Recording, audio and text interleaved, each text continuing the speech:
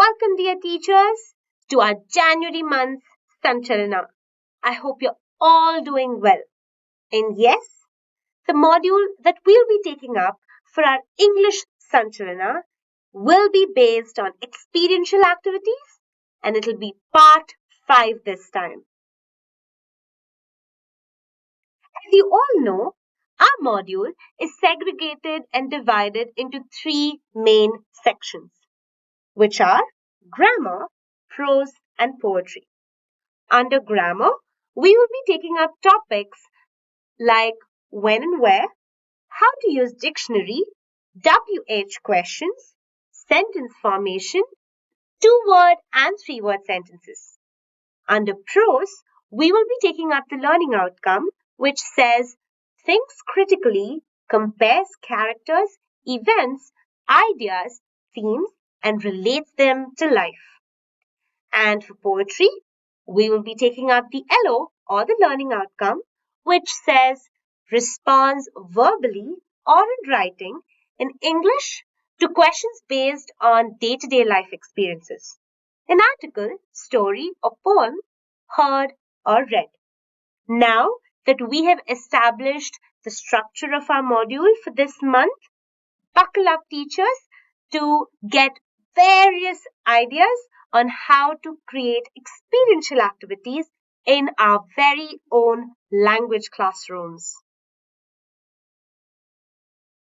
Hey Janagobe, I have been searching for new ways to teach different concepts in the classroom. Can you help me? Hey Timbu, sure. What concepts do you need help with? Well, this month I am dealing with a variety of topics. I have WH questions and usage of dictionary, comprehension, and poetry recitation also. Ah, interesting topics, Chimpu. What seems to be the problem? I noticed that my learners come with different interests and different levels of learning abilities. How can I teach in a way that helps them all? I got it. You want to learn how to teach these topics in your classroom in a way that suits learners with multiple abilities and interests, correct? Yes. How can I do it? There are so many topics and I only have 1 hour to spare. Don't worry, we can talk about many activities and many methods in the time you have. Let's go. We'll start with grammar. In grammar, where would you like to start? Let's start with questions, WH questions to be exact. How do I introduce them to my learners? Well, you could start it off with a song.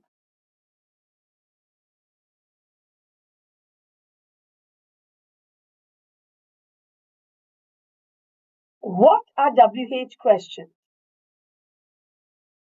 Well, they are what, why, where, when, and which. Let's listen to this video and learn more about them.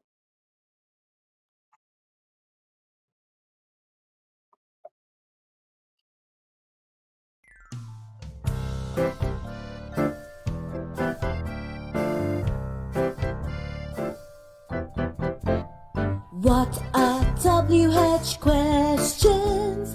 WH questions ask for information. What are WH questions? They are questions that start with WH. What, when, where?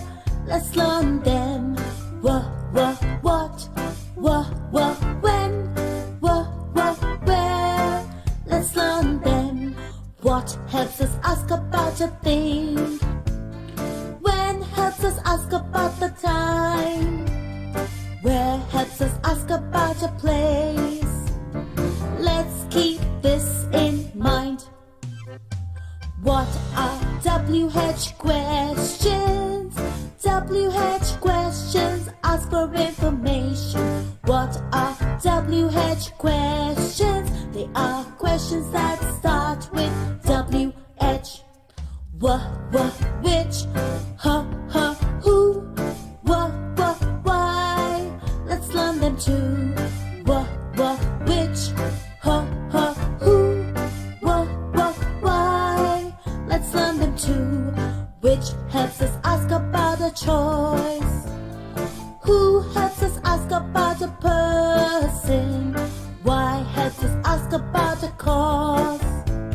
And that's how we use these wonderful questions. These are WH questions.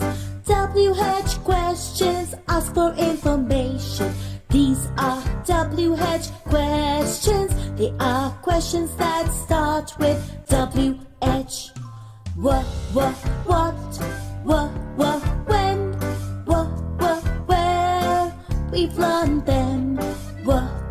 Which, who, why. Now you know them too. This song helped us understand many things about WH questions. Now that we know the WH questions, let us see how we can use them to get information. Who? Who questions help us identify who is doing the action. It identifies a person. Chimpu, can you come up with some questions that begin with who by looking at this image? Who is talking to the boy in the orange kurta? Who is riding the bicycle with a passenger? That's good. These questions help us find out the actions of different people in this picture, isn't it? How about doing the same with the question word when? Remember that when is a question that helps us understand time. Let's ask some questions with when. When did they clean the room? When do the children read books? Great job. Now why don't you try this with the next image? We can try asking with the WH question, what? Sure, I would like to give it a shot. What is the woman holding in her hand? What is the meerkat standing on? Oh yeah, what is a question used to find out about a thing or an action? That's a very good job, Chimpo. You were able to ask what questions to understand the picture better. Hope you're happy with your work. Yes, I am. I'd like to try another. Go for it. Why? Why gives the reason for an action or an event. The questions I can think of are, why is he using those tools on the cake? Why has the cake been cut? Awesome, Jimpo. Although the picture was an imaginative one, you were able to make a connection and come up with questions. Let's look at another question. Where? Do you think you can handle it? Sure, why not? So, where gives us information about the place? Let me ask some wonderful questions. Where are the alphabets going? Where is the pencil going?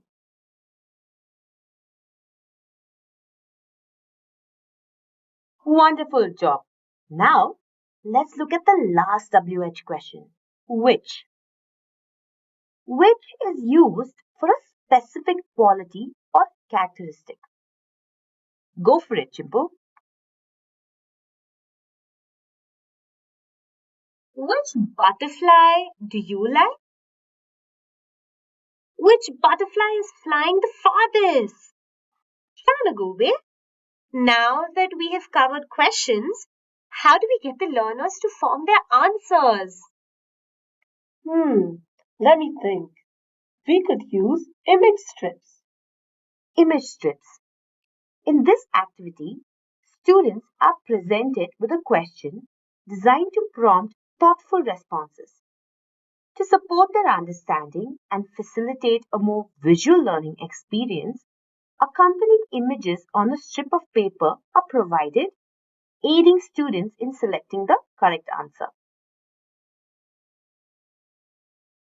Present the learners with image strips like this with a WH question and two options for the answer. Represent both answers with corresponding images. Since learners are visual, they will find it easier to answer the question using a visual cue. After asking the question, ask the learner which image would represent the right answer. The one on the left or the one on the right.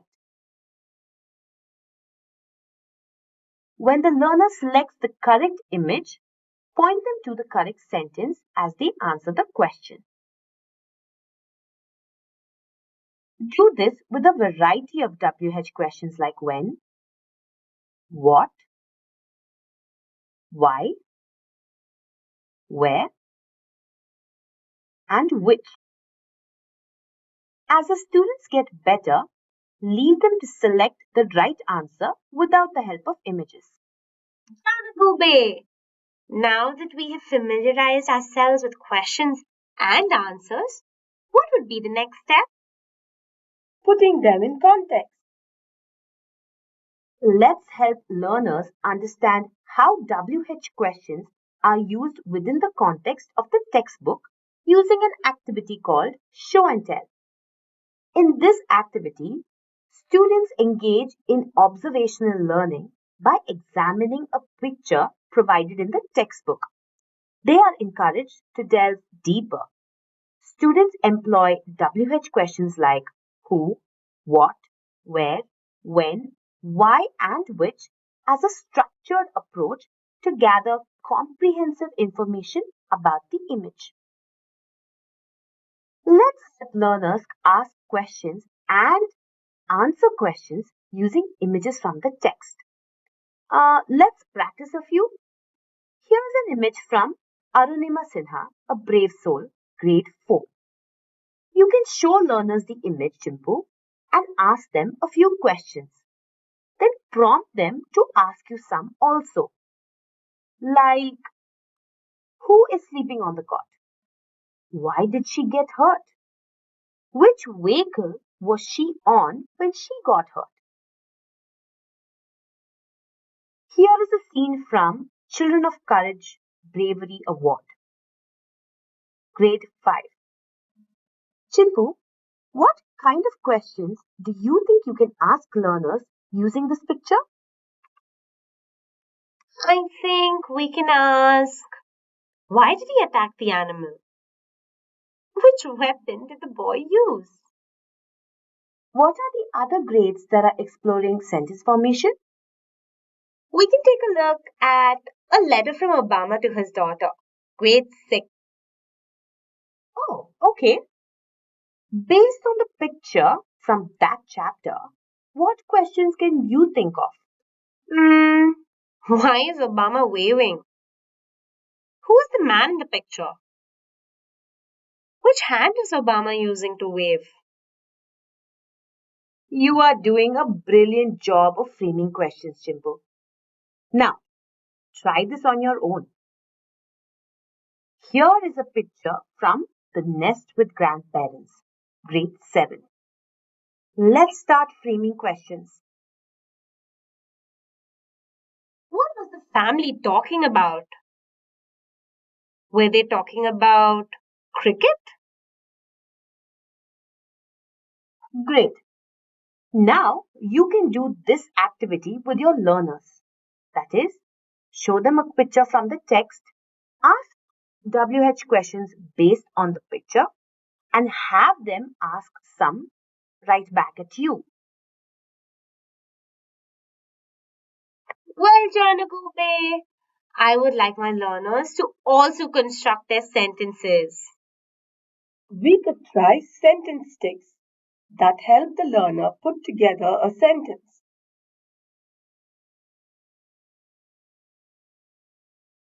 Here is a very familiar activity, but it is a useful one. We can use this to help learners construct sentences. In this activity, students are going to embark on a flavorful journey of language construction using ice cream sticks. Each stick serves as a delightful carrier of different sentence parts, adding an element of creativity and tactile engagement to the learning experience. Chimpu, before you do this activity, ensure your learners know parts of speech well. Sure, I will revise it with them. Now to begin, we will need some ice cream sticks and cups. We split the sentences and write words on ice cream sticks. Then we divide words into different parts of speech using labeled cups, just like the ones you can see on the screen. Now we will teach learners how to combine sentences using different words from different parts of speech or labeled cups. For the lower level of learners, you can keep it simple by only using simple parts of speech like nouns, objects, and verbs. For higher level learners, you can include additional parts of speech. Start with simple sentence structures. Show learners how simple subject, verb, object words can be combined to form simple sentences, such as this sentence, Ram goes home. Then move on to more complex sentence structures with more number of words and additional parts of speech, such as this.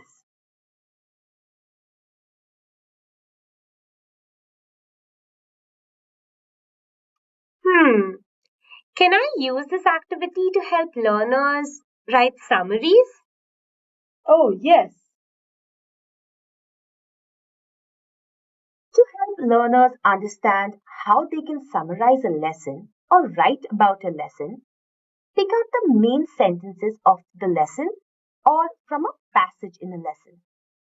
I have taken a passage from the lesson A Unique Painting as an example.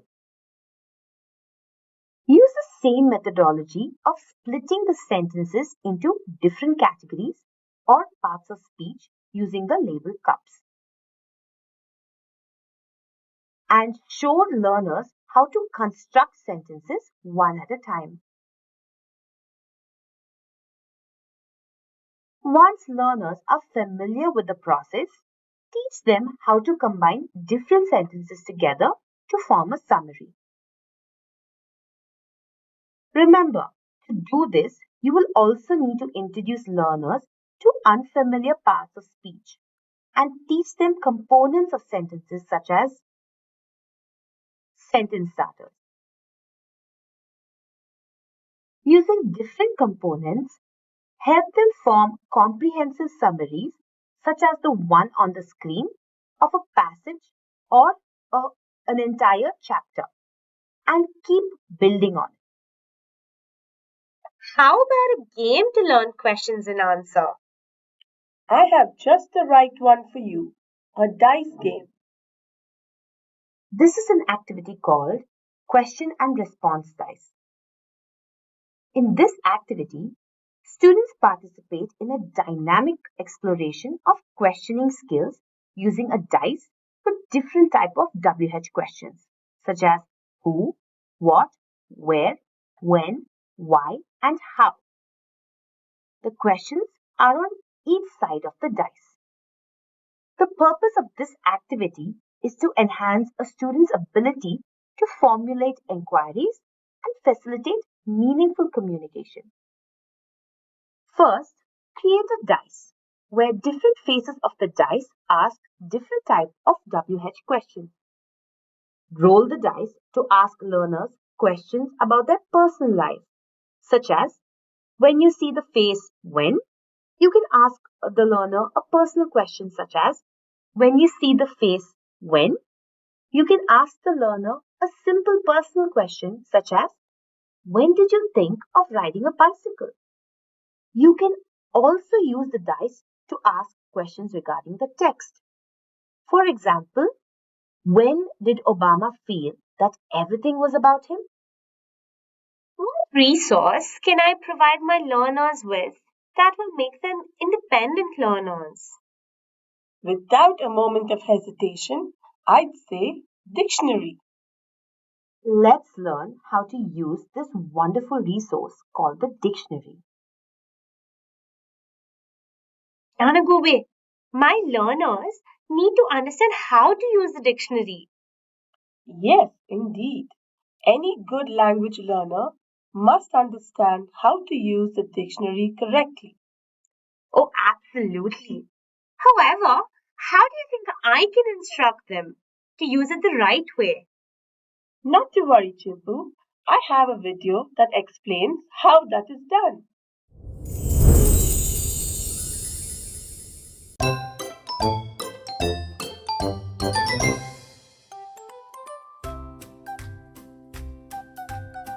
Hello everybody, I am Miss Gube. I know you all think I'm the wise old owl now, but there was a time when I was a little girl and didn't know a lot of things. There was one particular book of words called the dictionary that helped me find anything I did not know. I would like for you to see it. Let me take you back in time and show you how it helped me when I was in school.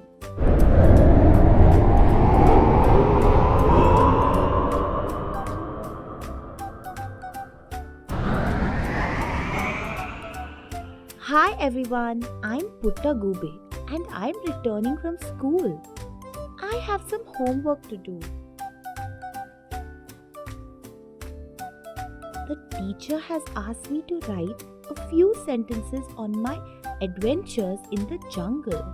But I don't know what to write because I do not know the meaning of the words adventure and jungle. Let me call my best friend Ladybird and ask if she can help me. I need your help, Ladybird. I'll be there, Putta.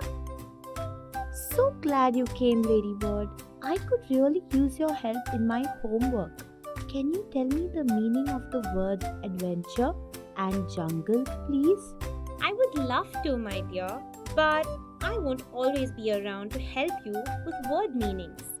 So, here is a gift that you will find useful. Really? How? Would you want to use a dictionary? A dictionary? What is that? Oh, that is a treasure. What is a treasure? Something that has high value. Come along. Let me take you on a treasure hunt of words. But there are so many words here. How do I find one? We'll use the help of the alphabet. Follow me. Let's say the alphabets.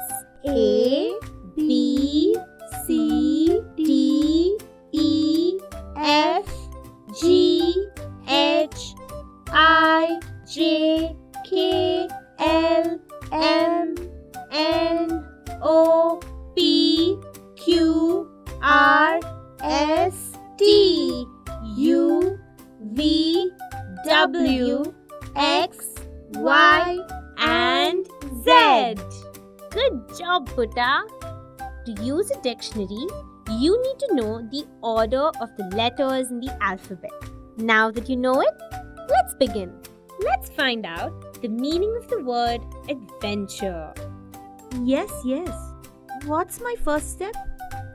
We will need to find the page that lists the words that start with A.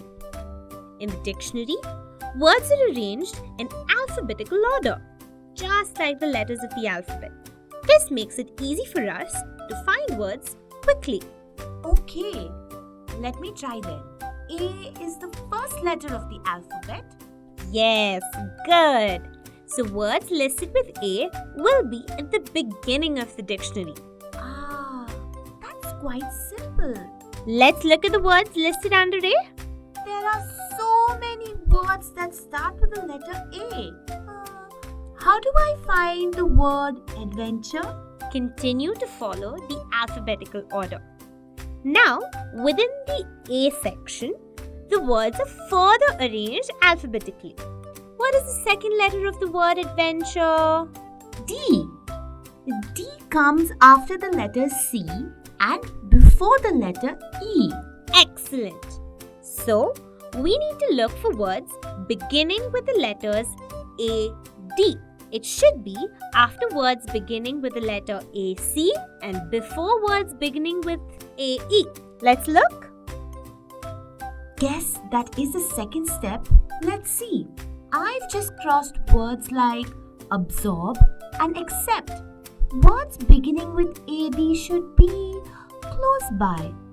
Oh, here it is. Now, if we want to find the word adventure among the words starting with AD, we need to... I think I know this one. The next letter of the word also follows the alphabetical order. Since V comes after U and before W, the word adventure should come after words that start with ADU, like adult, and before words that start with ADW, like adware. Good work, Putta. That's absolutely correct. I found it! I found the word adventure! Amazing! Now let's find out how to find the meaning of the word. Here is the word meaning of the new word you were looking for. But there is more than one meaning, lady word. Yes, there are always many meanings to one word. Wow! So I can find all of them in one place now? That is amazing! And there is also an extra information for you here below the word meanings. Does ADJ mean that the word adventuresome is an adjective? You're right about that. Yes, the dictionary gives you different parts of speech like adjectives, adverbs, and nouns of the new words you are looking for. Wow! I learned a new English word today. Yippee! Yippee! I know what adventure means now. Of course you do. Would you like to try finding the meaning of your next word now? Yes. I would like to do it myself this time. Sure, dear. I want to look for the word jungle now. Follow the alphabet order. H-I-J. Now to the second letter. So, here is J. So, I'll find jungle here. Now to the second letter. The second letter is U. So, that comes after words that must start with JT and JV. Correct? There it is. I get it now. So, jungle is nothing but a forest. And there is an example sentence here too. Silly me, I did not know that at all until now. Now I know what my teacher wanted me to write in the homework book. I will now write about all the amazing adventures I have in the jungle every day. Thank you for introducing me to the dictionary, Lady Bird. I love it. Oh, you're most welcome, my dearest Putta. Enjoy using it to find the meanings of new words you come across every day.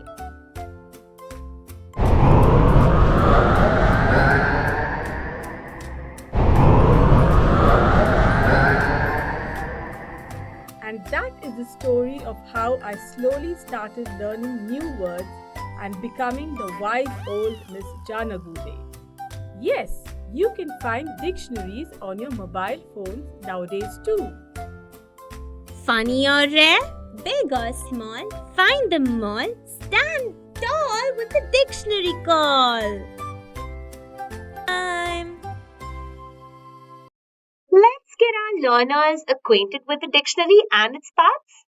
This will help them use this resource whenever they need it.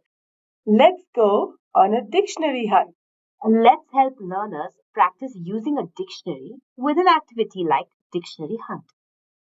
In this activity, a series of key elements related to dictionary usage is displayed on pieces of chart paper or paper. Now, these chits are strategically placed around the room. The elements include dictionary terms, their meanings, parts of speech, etc. As students navigate through the space, they select one dictionary term card at a time. Their challenge is to examine the information provided on the chart papers and identify the corresponding match for each term card. Here are some examples of term cards. Meanings, pronunciation key, parts of speech are some types of chits you can fold and keep around the classroom. That was awesome! Give me another game idea, please. I can think of one. It's called matching cards. In this simple activity, a series of abbreviations found in the dictionary are meticulously transcribed onto individual cards, each paired with its corresponding full-length word counterpart. To transform this memorization exercise, a memory game ensues. The learners, armed with their newfound knowledge, participate in the game by turning the cards over and endeavoring to identify matching pairs of abbreviations and their corresponding words. All you need to do is make cards face downwards on a flat surface, such as a table. Now invite the student to unfold the cards and find its pair as a memory game. Those were really great grammar activities, Jana Gube. I didn't realize that experiential activities can also be low cost, no cost. Thank you, Chimpu. Can we also do these type of activities to teach learning outcomes that involve student comprehension? Absolutely. Let's move on to prose and see how.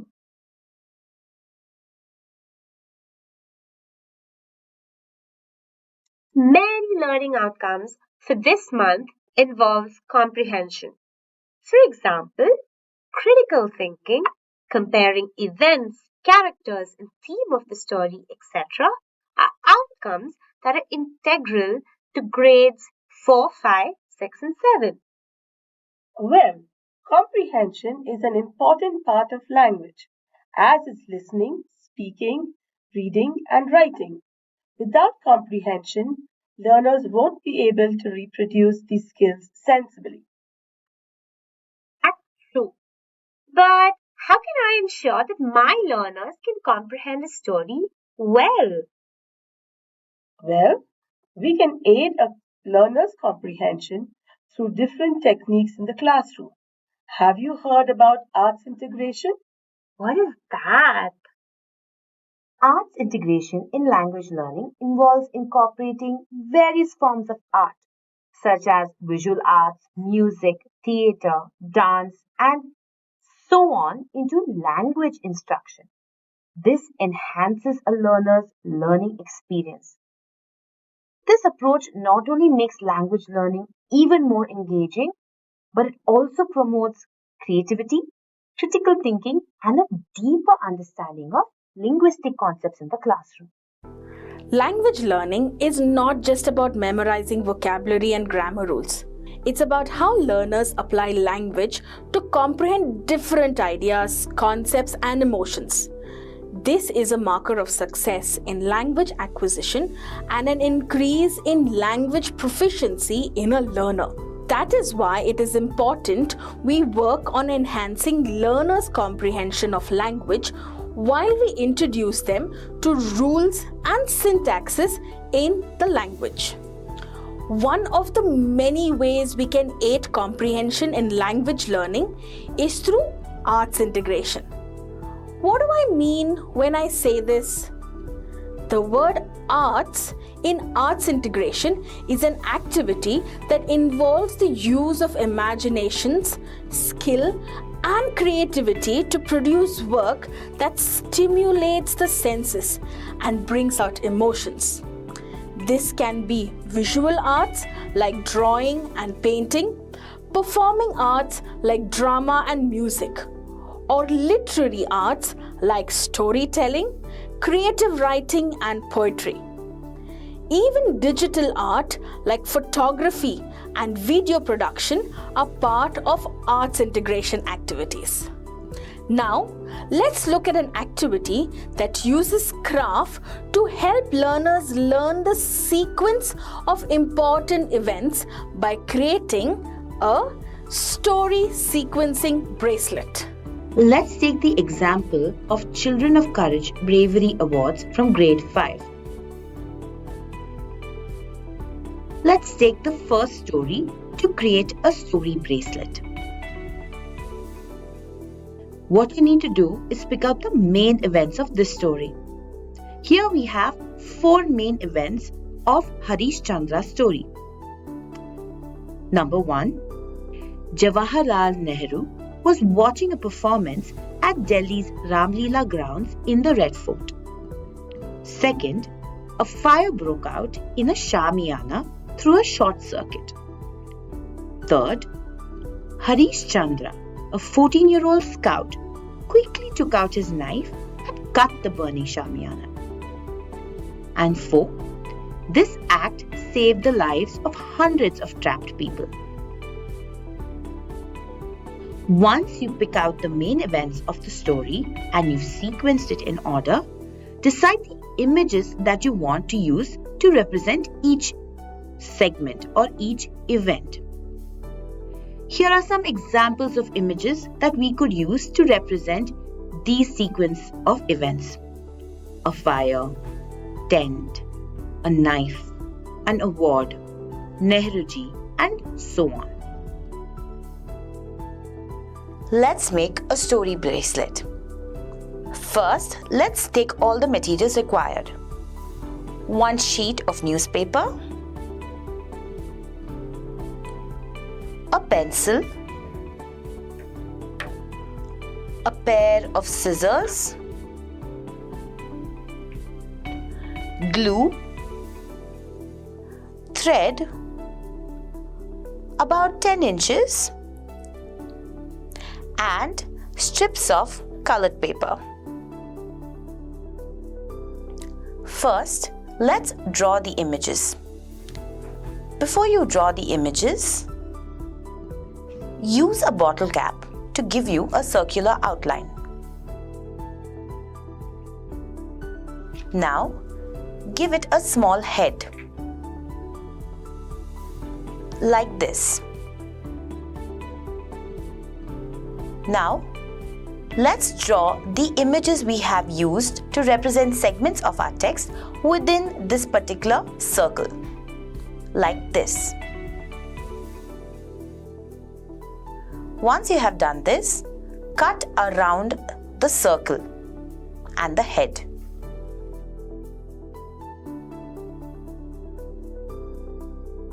Do this for every image. You should get a couple of images like this, with cutouts like so. Now, let's begin making the beads with the newspaper. To do this, cut the newspaper into triangular strips. They should look something like this. Now, take a pencil and begin rolling the strips of paper into beads like this.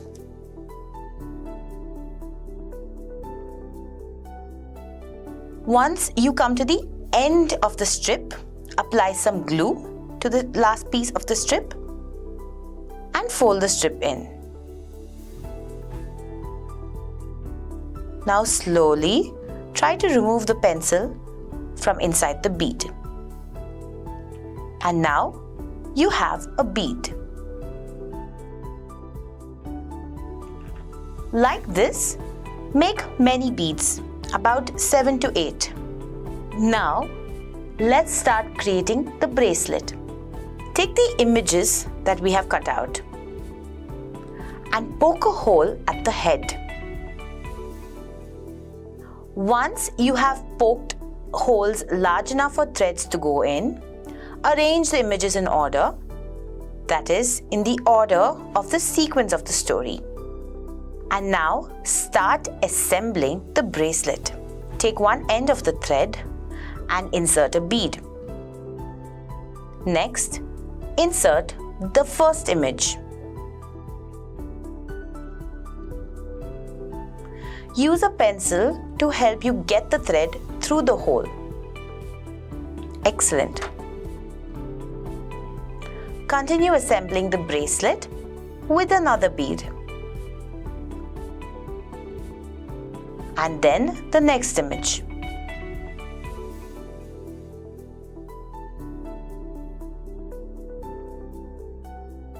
Now place the length of the bracelet around your students' hands, and once it's done, cut off the ends of the thread. When you do this activity in the classroom, you can ask the learners to come up with their own images for each of the important events in the story. Now, learners can use the different images or beads on the bracelet to recall different parts of the story. For example, Jawaharlal Nehru was watching a performance at Delhi's Ram Leela grounds in the Red Fort. A fire broke out in the Shamiana through a short circuit, and so on. You can also help learners summarize a text using the story bracelet by prompting them to write down what they recall as they move through the different images and beats. Let's look at another activity involving arts integration. Here, we're going to use improv theatre. Let's take the example of the chapter A Unique Painting. Have 3 students come up in front of the class and face the class. A student picks a lesson, a unique painting. The class reads the story till the part where the king asks his ministers to present a painting, after which the 4 students in front of the class enact their ending using their imagination. You can also allow learners to compose their own lines or supply them with templates from the text to create dialogues. This is an interesting activity that lets learners be creative as well as sensitive about their environment. Best out of waste. Collect safe, recyclable objects from home and school. Pick a story from the text. Create a structure that is representative of the stories chosen. Talk about the structure. These are the kind of creative assignments with arts integration we can give learners. Wow! Arts integration sounds interesting. I want to try it out in my classroom. Let's move on to poetry. Let's recite this poem. Chimpu, can you recite it for me? When we are with you, we always have fun. You make us feel we're your special ones. We can tell by the kindness in your smiles. You recall how things look through the eyes of a child. If we really need a hug or two, we know that we can depend on you. Giving hugs is what grandparents do best, and you do it better than all the rest. Here is a secret, and it is true. Grandma and Grandpa, our hearts belong to you. You used different expressions of emotion while reciting the poem. We need to enable learners to do the same. You mean we need to help them learn how to use expression in poetry? How do we do that? Here's an idea. It's called emotion stations. Set up different stations in the classroom, each representing an emotion, such as joy, sadness, excitement, and so on. Ask students to rotate Ask students to rotate through the stations as you read out a poem and ask them to express different emotions at each station. Later, learners themselves will move through the stations and express emotions as you read the poem. Let me give you a small demonstration. Here's how you can set up different stations in your classroom for each emotion using images, just like the one I've shown above, or words that learners can understand. For example, this is happy. So this is a happy station. This is a sad or annoyed station. And this can be a full of love or loving emotion station. Now, begin reading the poem and instruct learners to move to different stations according to the emotion that the line expresses, and ask them to do the right expression within that particular station. For example, when you read the line, "When we are with you, we always have fun," instruct the learners to move to the happy station and smile. When you read the line, "If we really need a hug or two," ask them to move to the sad station and show you a crying face. Then, when you read the line, "We know we can depend on you," ask them to move to the loving station and place their hands on each other's shoulder.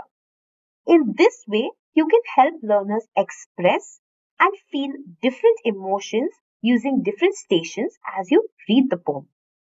Once you've done this and demonstrated for the learners, ask the learners to read the poem and move towards different stations and do the expressions themselves as they read. When we are with you, we always have fun.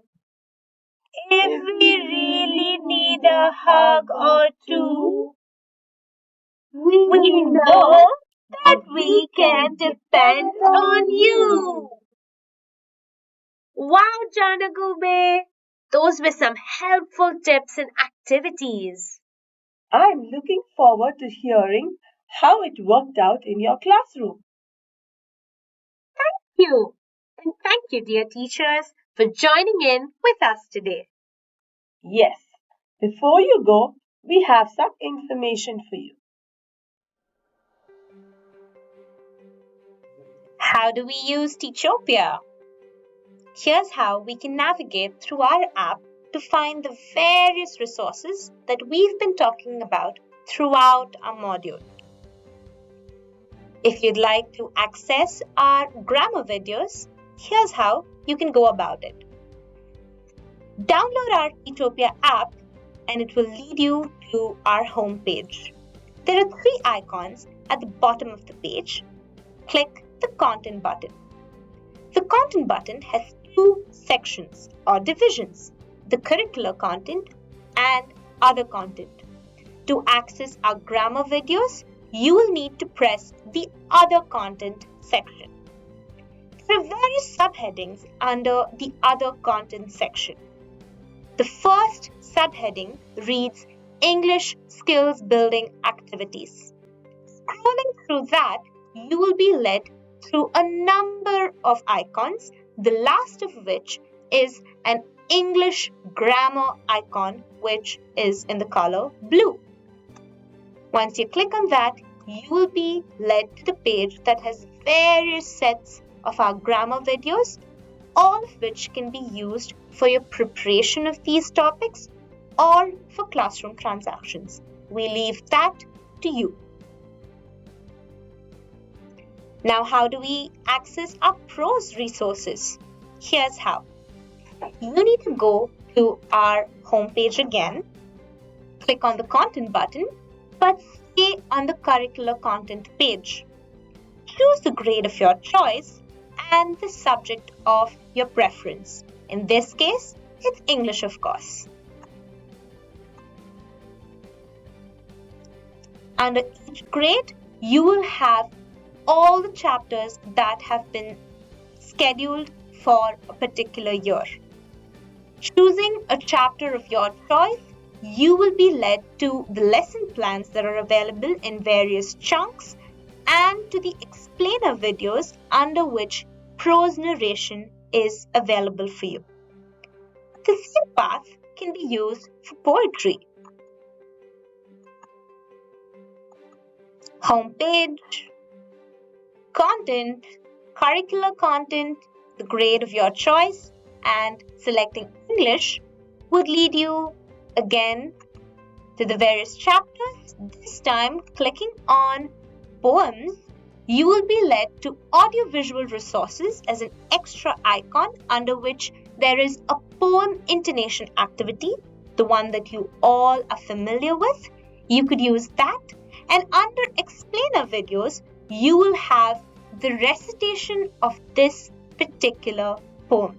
Hope you all enjoy accessing and utilizing these available resources. Thank you for joining us, teachers. Hope you all had an enriching learning experience. See you later.